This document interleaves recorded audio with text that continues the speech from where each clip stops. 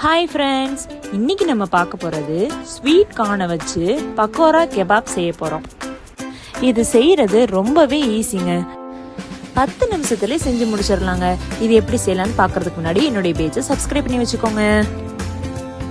Kebab செய்கிறதுக்கு பொட்டேட்டோவை முதல்ல வேக வச்சு எடுத்து வச்சுக்கோங்க. பொட்டேட்டோ நல்லா வெந்திருக்கணும். நான் ஸ்டீம் பண்ணி எடுத்திருக்கேன். இதை தண்ணியில் கூட வேக வச்சு எடுத்துக்கலாம்.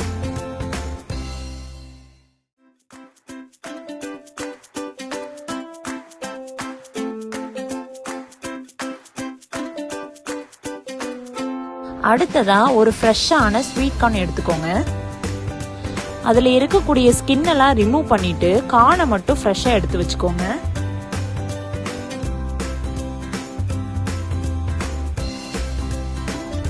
இந்த மாதிரி கார்னை ரிமூவ் பண்ணி எடுத்து வச்சுட்டு ஒரு பவுலில் கொஞ்சமாக கார்னை எடுத்து வச்சுக்கோங்க. உங்களுக்கு பின்னாடி யூஸ் ஆகும். இப்போ ஒரு பவுல் எடுத்துக்கோங்க. அதில் நம்ம கார்னை பிளெண்ட் பண்ணி சேர்த்துக்கோங்க. அடுத்ததா நம்ம வேக வச்ச ஒரு பொட்டேட்டோவையும் சேர்த்துக்கோங்க.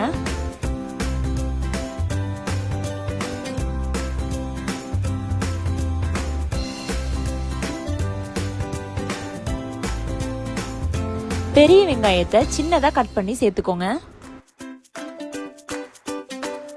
அது கூட ஒரு கொத்து மல்லி இலையையும் கட் பண்ணி சேர்த்துக்கோங்க.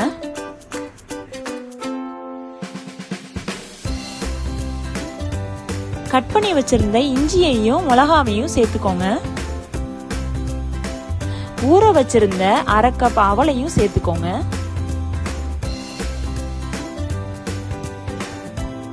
இப்போ 1 ஸ்பூன் ஜீரகம்,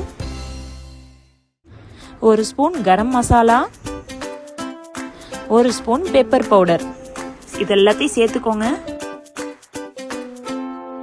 உங்களுக்கு தேவையான அளவு உப்பையும் சேர்த்துக்கோங்க.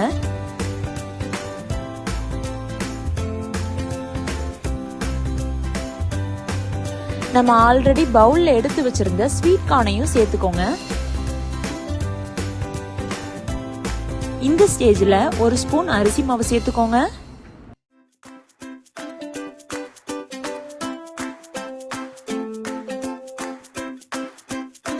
ரெண்டு ஸ்பூன் கடலை மாவு சேர்த்துக்கோங்க.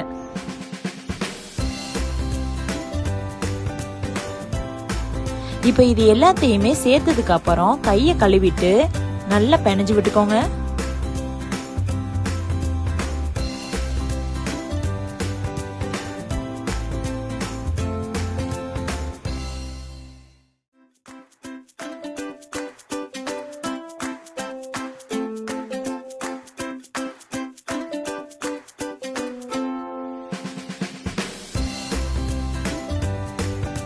இத ஒரு 5 நிமிஷம் அப்படியே விட்டுருங்க. இப்ப கையில நல்ல ஆயில் அப்ளை பண்ணிக்கோங்க.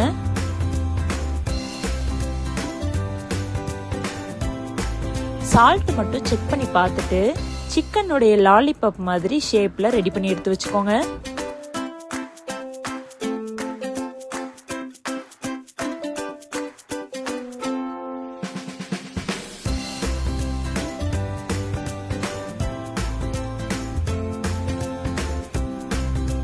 ரெடி பண்ணிட்டு அப்படியே எண்ணெயில பொரிச்சு எடுத்துட வேண்டியதுதான். இத லோ ஃப்ளேம்லயே பொரிச்சு எடுத்து வச்சுக்கோங்க. ஒருவேளை உங்களுக்கு ஆயில்ல போட்டு சாப்பிடுறது பிடிக்கலனா சாதாரணமா தோசை பேன்லயோ இல்லைன்னா நான்ஸ்டிக் பேன்லயோ நீங்க 2 பக்கமும் டோஸ்ட் பண்ணி சாப்பிடலாம். ஸ்வீட் கார்னை வச்சு அவிச்சு நம்ம சாப்பிட்ருப்போம். ஆனால் இந்த மாதிரி கெபாப் செஞ்சு சாப்பிட்ருப்பீங்களான்னு தெரியாது. ஸோ இந்த மாதிரி ஸ்நாக்கை ஈவினிங் டயத்தில் புதுசாக செஞ்சு சாப்பிட்டு பாருங்கள்.